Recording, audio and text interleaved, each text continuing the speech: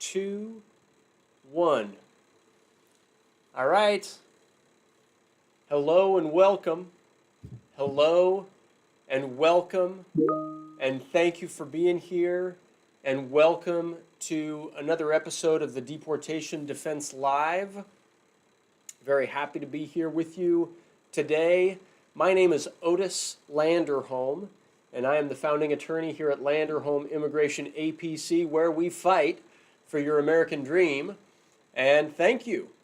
All right, thank you for tuning in, whether you're on YouTube or Facebook, LinkedIn, Instagram, TikTok.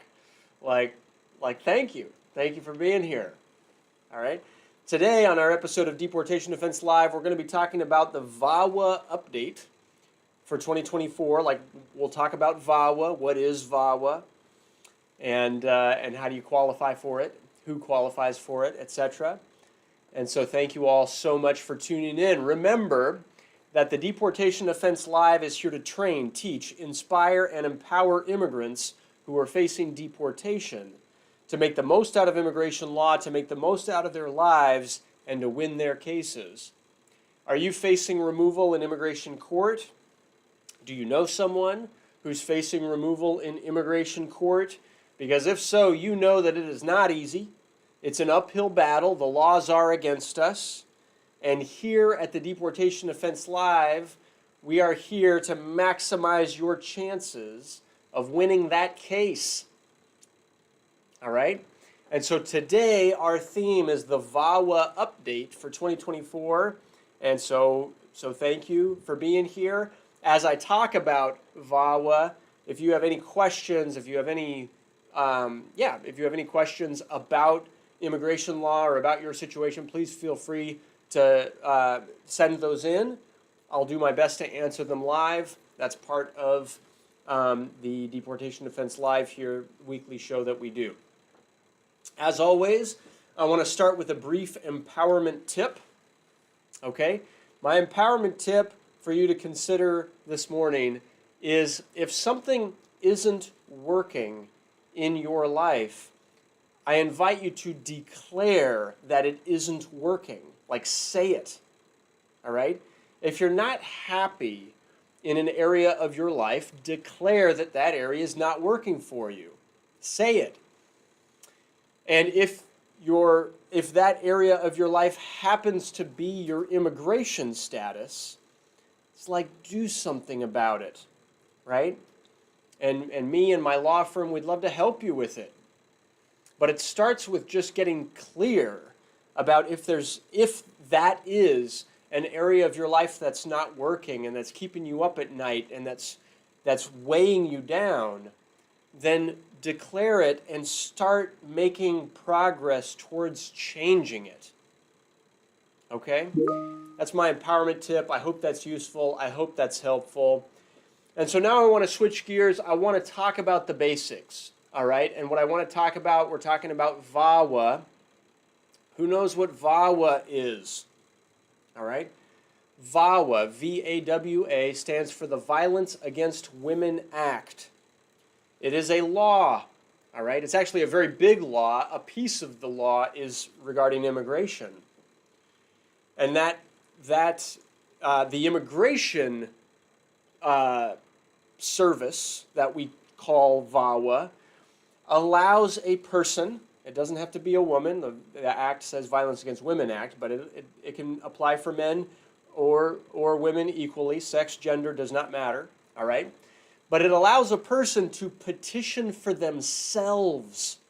They can self-petition. They can petition for their own green card when they are the victim of abuse or extreme cruelty by their would-be U.S. citizen or green card holding petitioner. All right? In other words, if they're in a relationship with a U.S. citizen or green card holding spouse, parent, or child who's over 21, they can file their own petition. They don't need to rely on an abusive petitioner. They can petition themselves. That's the way VAWA is set up. Okay? And so what I'd like to do is I'd like to go through each of the VAWA requirements just so that I'm clear about those, and then we can go forward. Okay. So there's 4 big requirements that you would have to show if you want to apply for the VAWA self-petition, all right, which is on Form I-360, all right? So what are those 4 requirements? Requirement number 1, you have to have a qualifying relationship, okay? You must be the spouse, parent, or child of an abusive United States citizen or green card holder. If you're the spouse, then you must either be married right now at the time you file the case, or you have to file the VAWA case within 2 years of the termination of the marital relationship. Like, for example, within 2 years of the divorce, not afterwards. All right? Also, if it's a spouse case, you have to show the marriage was entered into in good faith. Just like any marriage-based case, we got to show that. If it's a parent case, right, you've got to show that you suffered abuse by a U.S. citizen child, all right, who's over 21. Okay? So all of that is requirement number 1, the qualifying relationship. If, and I'll say if it's a child case, then the typical rule is you've got to file before you turn 21. Right? There are extenuating circumstances, though. And so that's something that we could touch base about. We could have a consultation about that. So anyways, requirement number 1 is the qualifying relationship. Requirement number 2 is you must show that you were the subject to abuse or extreme cruelty, which sometimes we got to talk about. Hey, was this issue that that my spouse was saying or doing, verbal abuse, for example, sometimes we got to think that through. Would that qualify for VAWA? Verbal abuse can, if it's like verbal threats, etc., that can constitute extreme cruelty. In some circumstances, serious manipulation, for example, can constitute extreme cruelty. So, but the second requirement is you've got to show that you were subject to abuse or extreme cruelty during the qualified relationship. All right? Requirement number 3 is you must show you resided with the abuser. Okay? And requirement number 4 is you must show that you're a person of quote-unquote good moral character, which typically means, hopefully there's no criminal record, hopefully you're paying your taxes, hopefully, there's no, red flags that the government would point to that says, hey, they're not going to be willing to grant your VAWA case. All right? Now, good moral character is a legal analysis, so we could do a whole training on what that term means and how it's used in immigration law. But it is a piece of a VAWA case. Okay? So those are them. Those are the 4 VAWA requirements. That's what we would need to show and prove and substantiate, show evidence of when we fill out the I-360, when we submit the VAWA application. Okay? Now, there's a lot that I could say about VAWA. So procedurally, there's a difference between if it's a U.S. citizen abuser versus a green card holding abuser. And the difference there is whether or not it can be filed as a quote-unquote 1-step along with the adjustment of status request, or whether it's a preference category, meaning we've got to wait for the priority date to become current before we can file the adjustment of status. And so, anyway, if you have questions about any of that, we can talk those through in a consultation and really explain what's the best strategy, what's the best process for you in your given situation. Let me tell you a story. We recently won VAWA for a man after he had gotten married. He'd gotten married, and shortly after the marriage, his wife suffered from a mental breakdown. All right, and and um, and in that, she would threaten the husband, our client, to hurt herself. Right? She would threaten to hurt herself every time that he said that he was thinking of leaving the relationship. She would sometimes lock herself into a room, right? He had to call and threatening to hurt herself, and threatening to kill herself on some occasions. And he had to call the authorities multiple times for fear that she would actually kill herself. He felt like trapped in that relationship, and that was a difficult situation to be in. And it's a tricky VAWA argument, right? It's like she wasn't threatening to hurt him per se. She was actually threatening to hurt herself. But in doing it, she was very, very manipulative, very, very scary situation, right? And so we argued that that counted as abuse or extreme cruelty against our client, and ultimately USCIS agreed. All right, and it's a very fact-specific, case-specific. I'm not saying that they'll agree in every scenario like that. It really does depend on lots of different factors. And but anyway, working with a team that knows how to build a VAWA case, it's like it can help a person get a green card, and even despite very challenging situations that they might be in. I wanted to share that. So I wanted to share that because we actually have consults. I meet with people a lot, and the scenario I just described, like, unfortunately, it's not a one-of-a-kind situation. All right.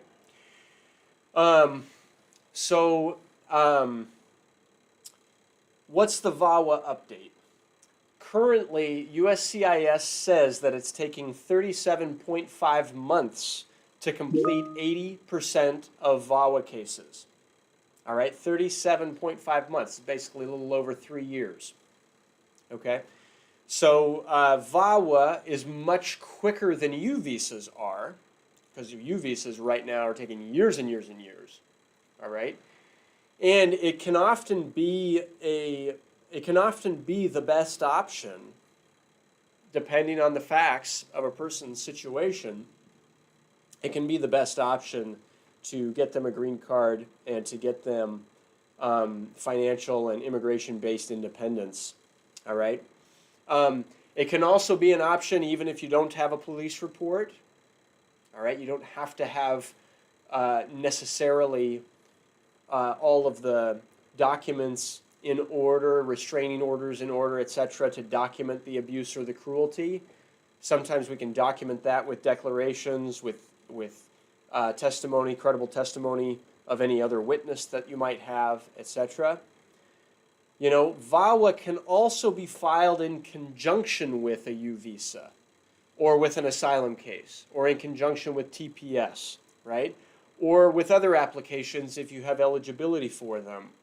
And so, it brings some flexibility for people who are in that type of situation. Okay? So VAWA cases are not, how can I say this? Like, they're not fun, happy cases, right? They're challenging cases, and it's like people are going through challenging times when they're filing for VAWA. But the goal of it is, once we're through it and once we have a green card, it's like we can start the process of moving on, right? We can start the process of healing. We can start the process of having more financial and more immigration-related security, knowing, whether or not you're going to have a green card and work authorization and things of that nature. And that's really the goal. All right? And so, so thank you all very much for being here. I see we got one question, and if anybody else has a question, please feel free to ask it. So I think the name is Kwaku. Kwaku. Thank you for asking your question. You say, I am going to Canada with a total hip replacement surgery at Toronto. Our family company is sponsoring me during and after. Please, do I still need to provide my own bank statements? Well, Kwaku, thank you for asking that, and thank you for watching. The truth is I am not a licensed immigration attorney in Canada. All right? I am only a licensed immigration attorney in the United States. And so sometimes that's causes confusion. The answer to your question is I don't know. All right? I don't know. So talk to a Canadian immigration attorney to get clear on what type of visa you'll be using, what type of permit you'll be getting, what type of documents you'll need to provide to secure your entry, etc. And Kwaku, thank you for being here, and I wish you the very, very best of luck with your surgery that's coming up. And sorry that you're going through that. But there's certainly no harm, right, in bringing bank statements or any other document to show to the authorities what you're going through. Sounds to me like you'll especially need proof of the medical situation. Excuse me, I need to take a drink. So, all right. I think that's all the questions that I had. Let's see. Angel Karing, hello. Good to see you here on Instagram. Everybody joining us right now on TikTok, hello. Everybody joining us on YouTube, Facebook, LinkedIn. What am I forgetting? YouTube, Facebook, LinkedIn, TikTok, Instagram, like whatever channel you're tuning in from. Thank you so much for being here. I really appreciate it. If I haven't answered your question and you still have one, please do still send it. I'll submit the answer to those questions either on our next episode or onto our YouTube channel. If this information was useful, please subscribe to our channel in YouTube, and when you do, please click the notifications bell, and you'll get additional notifications when we upload videos with new updates, news, etc. Lewis, I see your question here. Thank you for asking that. Thank you for being here. You say, what happens when your work authorization expires while your VAWA petition is pending? Good question. You know, anytime a work authorization document is about to expire, you know, I recommend everyone renew it.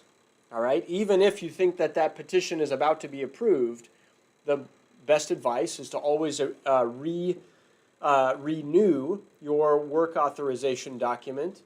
Lewis, if your work authorization document already expired, you can still submit an I-765 to still renew it.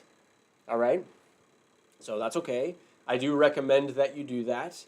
If your work authorization document does expire and you still have VAWA, like VAWA-based deferred action, then great, okay? And you can use that. It's not a status, but you can use that initial prima facie determination, prima facie eligibility determination to renew and apply for your work authorization. So in other words, if your work authorization document expires, then you won't be able to work anymore unless you renew the work authorization document, but you still have the right to do that as long as your prima facie eligibility determination has been granted through VAWA, okay? And so hopefully that was clear. If you have any questions, Lewis, about how to navigate that, please feel free to reach out. We'd love to help you navigate that. All right. Very good, very good. So that's it. That's it for today, ladies and gentlemen. Thank you all so much for being here. Again, if you still have a question, please still submit it. I'll answer it in an upcoming edition, upcoming live session. And if this was useful, if this was helpful, please subscribe to our channel in YouTube. When you do that, please click the notifications bell, and you'll receive a notification whenever we upload additional videos with updates, news, etc. And as always, if you have an immigration case, please give us a call. We are here to help. We would love to help. Okay? Thank you all very much. That's it. Have a great day. Take care. Bye-bye.